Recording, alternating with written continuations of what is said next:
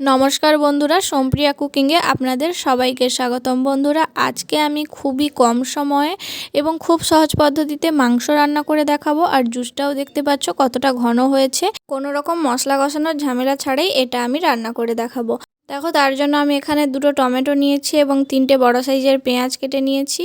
আর নিয়েছি আদা ও রসুন। ফার্স্ট আমি মিক্সিতে পেঁয়াজগুলি দিয়ে দিব। তো পেঁয়াজগুলি আমি মিক্সিতে পেস্ট করে নিব।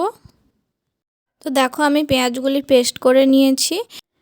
এবার ওই মিক্সির জারেই আমি দিয়ে দিব আদা এবং হাফ টমাটম আমি দেব আর হাফ আমি রেখে দিব।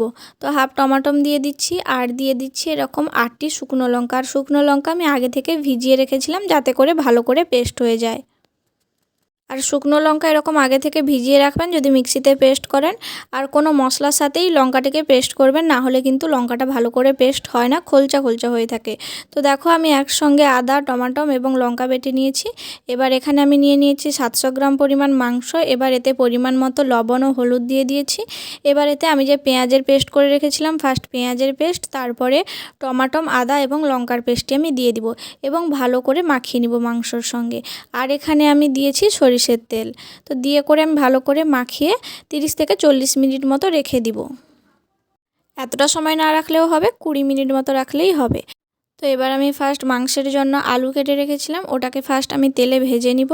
তো দেখো, আলুগুলি আমার ভাজা হয়ে গেছে আর আলুগুলি ভালোভাবে সেদ্ধও হয়ে গেছে।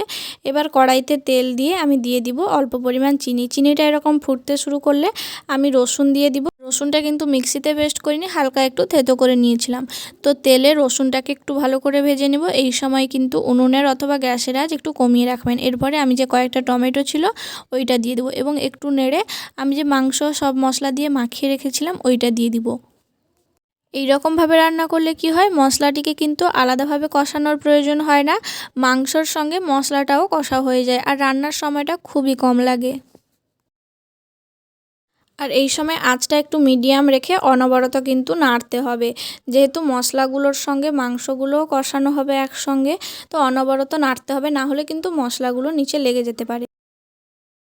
তো দেখতেই পাচ্ছ আমার কিন্তু মশলা থেকে তেল ছাড়তে শুরু করেছে। এই পর্যায়ে একটু নেড়ে একটু ঢাকা চাপিয়েও রাখতে পারেন যাতে মাংসগুলো আরও তাড়াতাড়ি সেদ্ধ হয়ে যায়।